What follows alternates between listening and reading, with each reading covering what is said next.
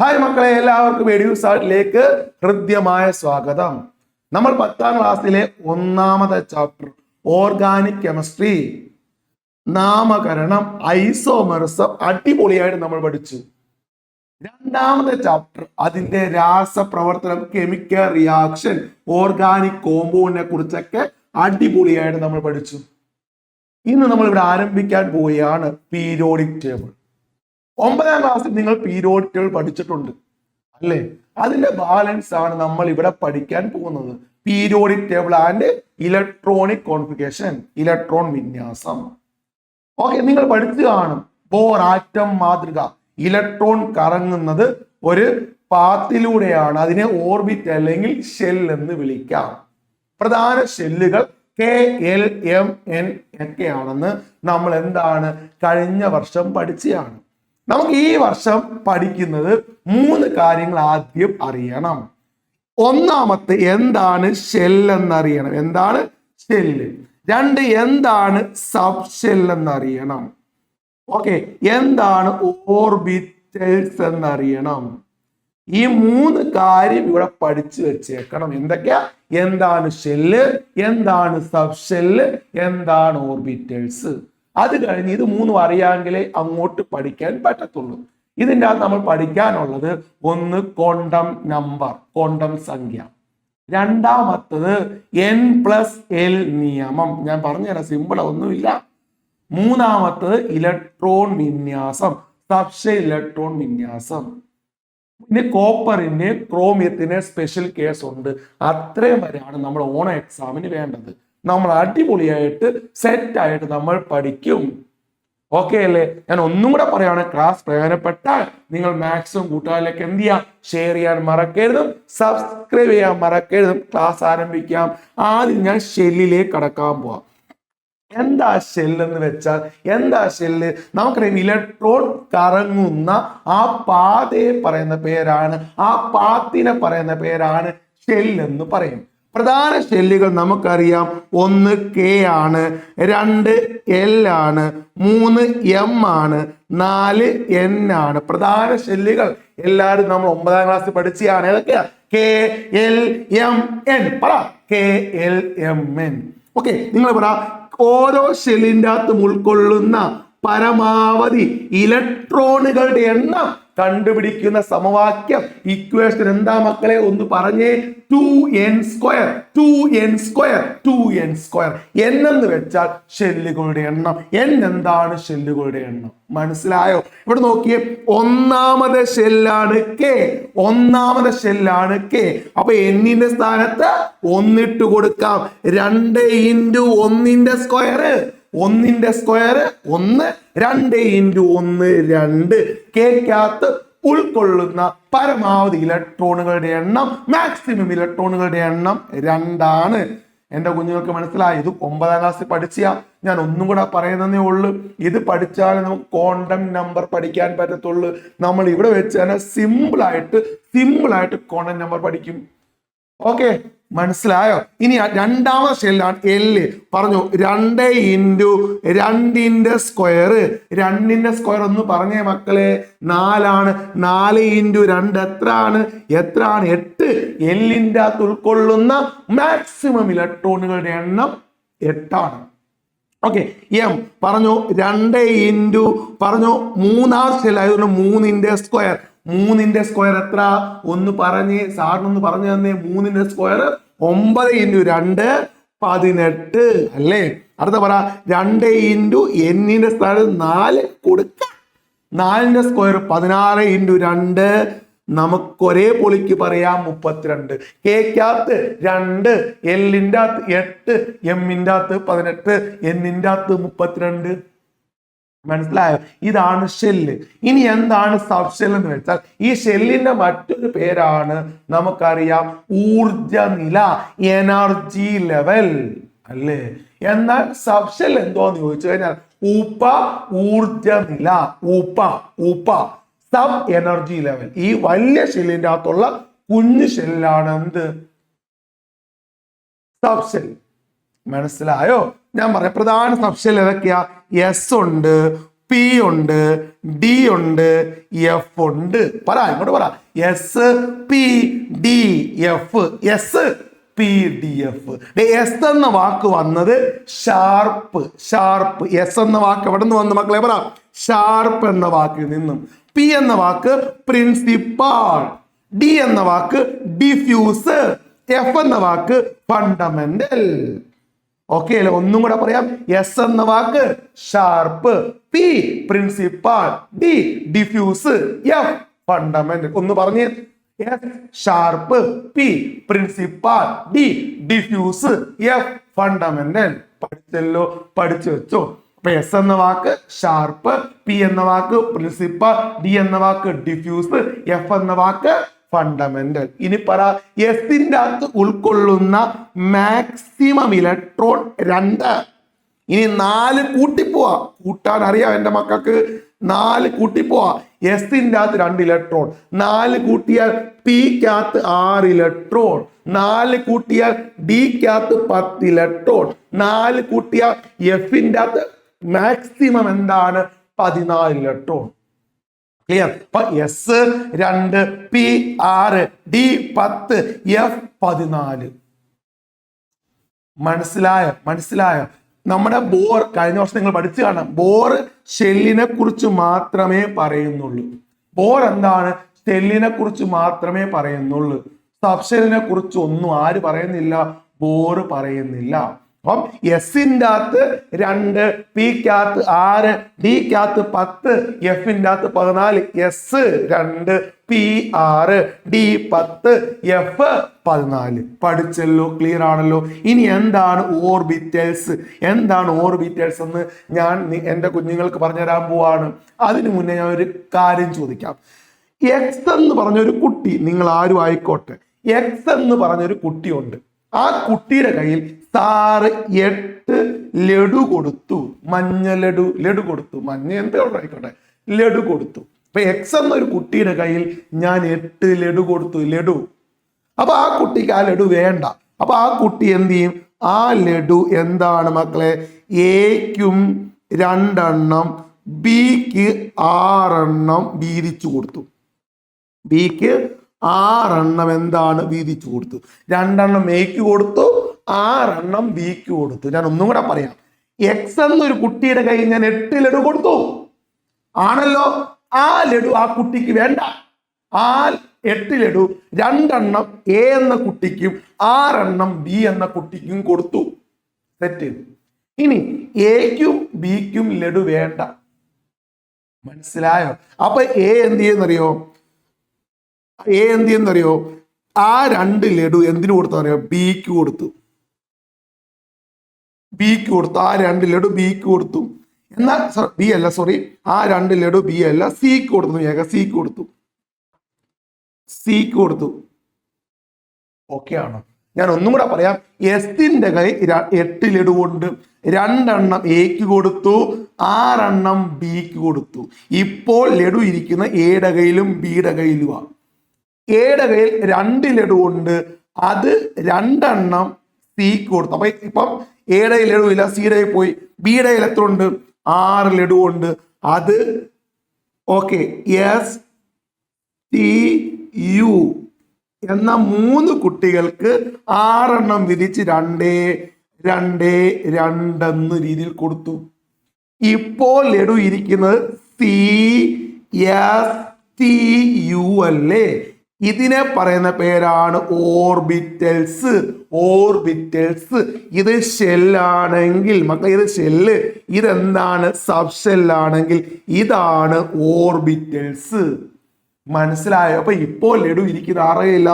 C S T യുടെ കയ്യില. ഇവന്മാരെ പറയുന്ന പേരാണ് ഓർബിറ്റൽസ്. എന്ന് വെച്ചാൽ ഇലക്ട്രോൺ ഏറ്റവും കൂടുതൽ, ഈ ലഡു എന്ന് ഉദ്ദേശിക്കുന്നത് ഇലക്ട്രോൺ ആണ്. ഇലക്ട്രോൺ ഏറ്റവും കൂടുതൽ കാണാൻ സാധ്യതയുള്ള മേഖലയെ പറയുന്ന പേരാണ് എന്ത്? ഓർബിറ്റൽസ്. ബോർ പറഞ്ഞ കാര്യം എന്താ? ആ ഇലക്ട്രോൺ ഷെല്ലിൽ മാത്രമേ കറങ്ങത്തുള്ളൂ, അല്ലെ?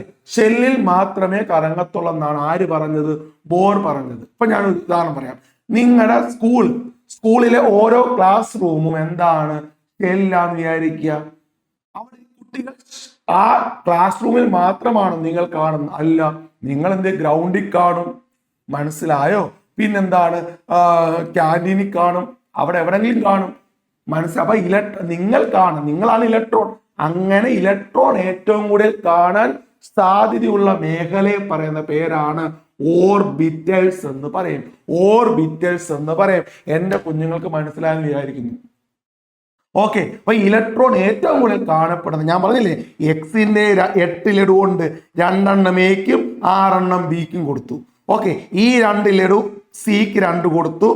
ഈ 6 STUന് ഡിവൈഡ് ചെയ്ത് കൊടുത്തു. അപ്പൊ ഇലക്ട്രോൺ എപ്പോ ഇരിക്കുന്നത്, അല്ലെങ്കിൽ ലഡു ഇപ്പോൾ ഇരിക്കുന്നത് SCSTUയുടെ കയ്യിലാണ്. അപ്പൊ അവന്മാരെ പറയുന്ന പേരാണ് ഓർബിറ്റൽസ്. തെറ്റാണ്, ക്ലിയർ ആണ്. ഓക്കെ ആണല്ലോ. ഇനി ഇങ്ങോട്ട് ശ്രദ്ധിക്കാം. അപ്പൊ ഇലക്ട്രോൺ ഏറ്റവും കൂടുതൽ കാണപ്പെടുന്ന ആ സാധ്യത, ആ മേഖലയാണ് ഓർബിറ്റൽസ്. ഇനി നിങ്ങൾ പറഞ്ഞേ എസിന്റെ അകത്ത്, ഓക്കെ, എസിന്റെ അകത്ത് 2 ഇലക്ട്രോൺ. ഈ 2 ഇലക്ട്രോണുകളെ ഞാൻ സാറ് പറയാൻ ശ്രദ്ധിച്ചോ. 2 ഇലക്ട്രോണുകളെ ഒരു കോളത്തിൽ ഞാൻ വരയ്ക്കുക. ഒരു കോളം. ഓക്കെ, ഒരു കോളത്തിൽ വരയ്ക്കുക. ഇലക്ട്രോൺ 2 രീതിയിൽ കറങ്ങും. ഒന്ന് ക്ലോക്ക് വൈസും 2 ആന്റി ക്ലോക്ക് വൈസും. ക്ലോക്ക് വൈസും ആന്റി ക്ലോക്ക് വൈസും. ക്ലോക്ക് വൈസ് ആണ് ഇങ്ങനെ, ആന്റി ക്ലോക്ക് വൈസ് ആണ് ഇങ്ങനെ. ഞാൻ മനസ്സിലാവാൻ വേണ്ടി, കുഞ്ഞുങ്ങൾക്ക് മനസ്സിലാവാൻ വേണ്ടി മാത്രം വരയ്ക്കുകയാണ് കേട്ടോ. എസിന് 2 ഇലക്ട്രോൺ ഉണ്ട്, അതിങ്ങനെ കറങ്ങും. മനസ്സിലായോ? നിങ്ങൾ നോക്കിയേ, ഒരു കോളത്തിൽ 2 ഇലക്ട്രോൺ, ഒരു കോളത്തിൽ 2 ഇലക്ട്രോൺ കൊള്ളും. നോക്കിയേ, ഇവിടെ പിക്ക് 6 ഇലക്ട്രോൺ ഉണ്ട്. എത്ര കോളം വേണം? എന്റെ കുഞ്ഞുങ്ങളൊന്ന് മനസ്സിലാക്കിയേ. 2 ഇലക്ട്രോൺ കൊള്ളാൻ ഒരു കോളമാണെങ്കിൽ സാറേ 6 ഇലക്ട്രോൺ കൊള്ളാൻ 3 കോളമല്ലേ? ശരിയാണ്. 6 ഇലക്ട്രോൺ കൊള്ളാൻ എത്ര കോളം വേണം? 3 കോളം വേണം.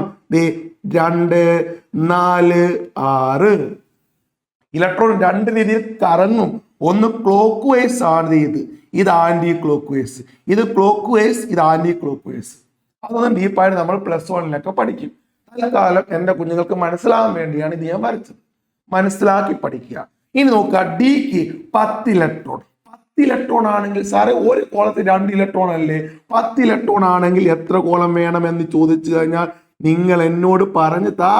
5 കോളം വേണം സാറേ. 1, 2, 3, 4, നോക്കിയേ 5, നോക്കിയേ 2, 4, 6, 8, 10. സാറ് വരച്ചപ്പോ ഒന്ന് കൂടിപ്പോയില്ലേ? മനസ്സിലായോ? നിങ്ങൾക്ക് മനസ്സിലായോ? ഇനി പറ, എഫിന് 14 ഇലക്ട്രോൺ. അപ്പൊ എത്ര കോളം വേണം? പറഞ്ഞ 14 ഇലക്ട്രോൺ കൊള്ളാൻ സാറേ 7 കോളം വേണം സാറേ. 7 കോളം വേണം സാറേ. പറഞ്ഞ ഓക്കെ, കാരണം ഒരു കോളത്തിൽ 2 ഇലക്ട്രോൺ അല്ലേ? നോക്കുക, 1, 1, 1, 2, 3, 4, 5, 6, 7 ആയി കാണും. നോക്കാം, 2, 4, 6, 8, 10, 12, 14. മക്കളെ, ഈ ഒരു കോളമാണ് ഒരു ഓർബിറ്റൽസ്. ഒരു കോളമാണ് ഒരു ഓർബിറ്റൽസ്. പറ, എസിന് ഒരു കോളം ഒരു ഓർബിറ്റൽസ്. പിക്ക് 3 കോളം 3 ഓർബിറ്റൽസ്. ഡിക്ക് 5 കോളം 5 ഓർബിറ്റൽസ്. എഫിന് 7 കോളം 7 ഓർബിറ്റൽസ്. സെറ്റാണെന്ന് വിശ്വസിക്കുന്നു. ഒരു കോളമാണ് ഒരു ഓർബിറ്റൽസ്. എസിന് ഒരു കോളം ഒരു ഓർബിറ്റൽസ്. പിക്ക് 6 കോളം 3 കോളം 3 ഓർബിറ്റൽസ്. ഒരു കോളമാണ് ഒരു ഓർബിറ്റൽസ്. ഡിക്ക് 5 കോളം 5 ഓർബിറ്റൽസ്. എഫിന് 7 കോളം 7 ഓർബിറ്റൽസ്. ഇതിന് എന്റെ കുഞ്ഞുങ്ങൾക്ക് എന്ത് മനസ്സിലായി? ഇലക്ട്രോണിന്റെ നേർപകുതിയാണ് ഓർബിറ്റൽസ് അല്ലേ? എസിന്റെ അകത്ത് 2 electron, orbitals 1. പിക്കകത്ത് 6 electron, orbitals 3. ഡിക്കകത്ത് 10 electron, orbitals 5. എഫിന്റെ അകത്ത് 14 ഇലക്ട്രോൺ, ഓർബിറ്റൽസ് 7. കിട്ടിയോ? ഇനി എന്റെ ക്വസ്റ്റ്യൻ, ഒരു ഓർബിറ്റൽസിൽ ഉൾക്കൊള്ളുന്ന പരമാവധി ഇലക്ട്രോൺ. ഒരു ഓർബിറ്റൽസ് എന്ന് വെച്ചാൽ ഒരു കോളമാണ്. ആ ഒരു കോളത്തിൽ ഉൾക്കൊള്ളുന്ന മാക്സിമം മാക്സിമം മാക്സിമം ഓർബിറ്റൽസ് ചോദിച്ചാൽ, പരമാവധി ഓർബിറ്റൽസ് ചോദിച്ചാൽ ഒരേ പൊളിക്ക് പറയണം 2 ഇലക്ട്രോൺ ആണ്, അല്ലെ? ഒരു കോളത്തിൽ 2 ഇലക്ട്രോണാ. അപ്പൊ ഒരു ഓർബിറ്റൽസിൽ ഉൾക്കൊള്ളുന്ന മാക്സിമം പരമാവധി ഇലക്ട്രോണുകളുടെ എണ്ണം ചോദിച്ചാൽ 2 ആണ്. എന്റെ കുഞ്ഞുങ്ങൾക്ക് മനസ്സിലായെന്ന് വിശ്വസിക്കുന്നു. ഇനി നോക്കാം, ശ്രദ്ധിക്കാം. പ്രധാന ഷെല്ലുകൾ ഏതൊക്കെയാ മക്കളെ? 1 K, 2 L, 3 M, 4 N. ശ്രദ്ധിച്ചിരിക്കണേ. Okay. എസിന്റെ അകത്ത് ഉൾക്കൊള്ളുന്ന പരമാവധി ഇലക്ട്രോൺ 2. എല്ലിന്റെ അകത്ത് 8, എമ്മിന്റെ അകത്ത് 18, എന്നിന്റെ അകത്ത് 32. ഈ കാര്യങ്ങളെല്ലാം എന്റെ കുഞ്ഞുങ്ങൾക്ക് മനസ്സിലായല്ലോ. ഇതൊക്കെ നമ്മൾ പഠിച്ചാണ്. എവിടെ? 9ാം ക്ലാസ്സിൽ. ഇനി നോക്കിയേ, പ്രധാന സബ്ഷെൽ ഏതൊക്കെയാ? S, P, D, F. അപ്പം ചോദിക്കട്ടെ, എസിന്റെ അകത്ത് കൊള്ളുന്ന പരമാവധി ഇലക്ട്രോൺ എത്ര? 2. ഇനി 4 കൂട്ടിപ്പോ. പിക്കകത്ത് 6, ഡിക്കകത്ത് 10, എഫിന്റെ അകത്ത് 14. ഇത്രയും കാര്യം നിങ്ങൾക്ക് മനസ്സിലായോ? ഞാൻ നേരത്തെ ഒരു കാര്യം പറഞ്ഞു, ഈ വലിയ ഷെല്ലിന്റെ അകത്തുള്ള കൊച്ചു ഷെല്ലിനെ പറയുന്ന പേരാണ് സബ് ഷെൽ അല്ലെങ്കിൽ സബ് എനർജി ലെവൽ എന്ന് പറയും. ഇനി ഞാൻ ചോദിക്കട്ടെ, കെക്കകത്ത് എത്ര ഇലക്ട്രോൺ ഉണ്ട്? ഒന്ന് പറഞ്ഞേ. 2 ഇലക്ട്രോൺ. ഓക്കെ. എസിന്റെ അകത്ത് എത്ര ഇലക്ട്രോൺ കൊള്ളും? 2 എണ്ണം. അതുകൊണ്ട് കെക്കകത്ത് ഒരൊറ്റ സബ് ഷെല്ലേ ഉള്ളു, എസ് മാത്രം. എസിന്റെ അകത്തും 2 കൊള്ളും, കെക്കകത്തും 2 കൊള്ളും. സെറ്റ് ആണ്, ക്ലിയർ ആണ്. കെ എത്രാമത്തെ ഷെല്ല? 1ാമത്തെ ആയതുകൊണ്ട് നമുക്ക് ഒരേ പൊളിക്ക് പറയാം 1s2.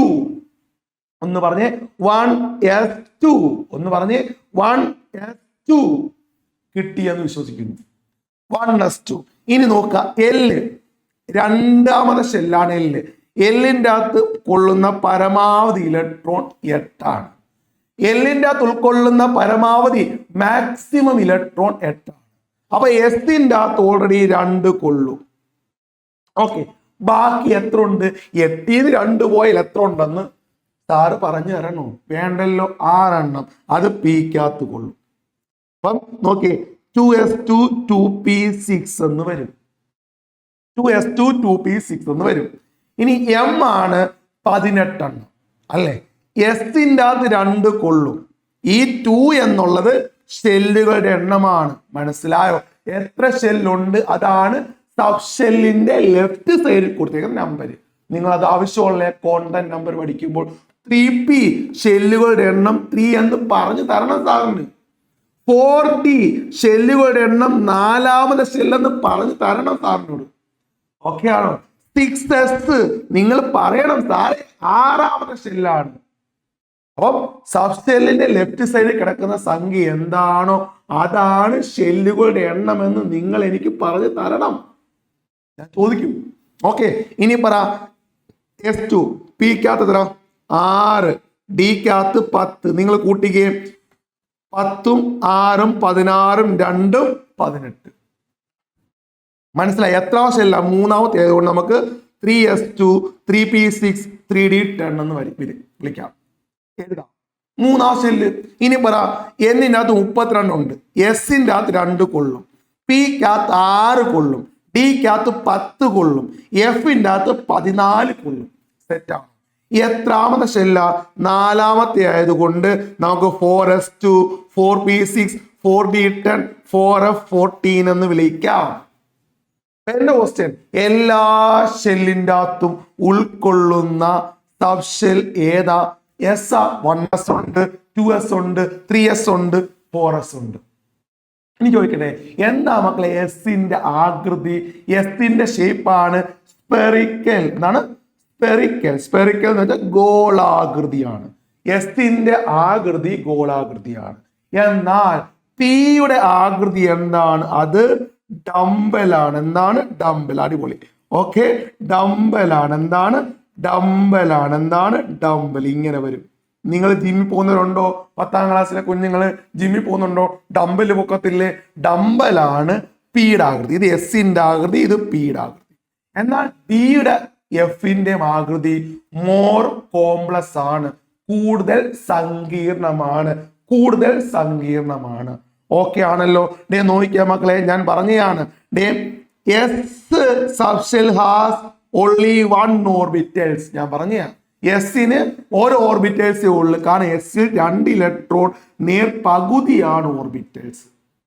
ഓക്കെ, ഇനി പറ അതിന്റെ ഷേപ്പ് എന്താ? സ്പെറിക്കൽ, ഗോളാകൃതിയാണ്. പി സബ്ഷെൽ ഇതാണ് ഗോളാകൃതി, കണ്ടോ, ഇതാണ് ഗോളാകൃതി. ഓക്കെ അല്ലേ? ഇനി പറ the P subshell has 3 orbital. പിക്കകത്ത് 6 ഇലക്ട്രോൺ നേർ പകുതി orbital, 3 orbitals each having dumbbell shape, dumbbell shape. എന്നാൽ ഡി സബ്ഷെൽ 5, ഡിക്കകത്ത് 10 ഇലക്ട്രോൺ നേർ പകുതി ഓർബിറ്റൽ. ഓക്കെ, 5. എഫ് 14 ഇലക്ട്രോൺ നേർ പകുതി, 7 ഓർബിറ്റൽസ്, മോർ കോംപ്ലക്സ്, കൂടുതൽ സങ്കീർണമാണ്. നിങ്ങൾ പഠിച്ചോ മക്കളെ? അപ്പൊ ക്ലിയർ ആണെന്ന് വിശ്വസിക്കുന്നു. ഇനി ഞാൻ നിങ്ങളുടെ അടുത്ത് ചോദിക്കട്ടെ, എന്റെ ക്വസ്റ്റ്യൻ ആണ്, കെ ഷെൽ അല്ലെ, കെ വേണ്ട, എൻ ഷെല്ലിന്റെ അകത്ത്, ഇത് അങ്ങോട്ട് ആവശ്യമാണ് കേട്ടാ, എൻ ഷെല്ലിന്റെ അകത്ത് ഉൾക്കൊള്ളുന്ന മാക്സിമം, പരമാവധി ഇലക്ട്രോൺ പറ. പരമാവധി ഇലക്ട്രോൺ എത്ര? എന്നിന്റെ അകത്ത് 32 അല്ലെ. എൻ ഷെല്ലിന്റെ അകത്ത് ഉൾക്കൊള്ളുന്ന പരമാവധി ഇലക്ട്രോൺ ചോദിച്ചാൽ നിങ്ങൾക്കറിയാം 32. പക്ഷെ എന്റെ ക്വസ്റ്റ്യൻ, എൻ ഷെല്ലിന്റെ അകത്ത് മാക്സിമം ഉൾക്കൊള്ളുന്ന മാക്സിമം ഓർബിറ്റൽസ്,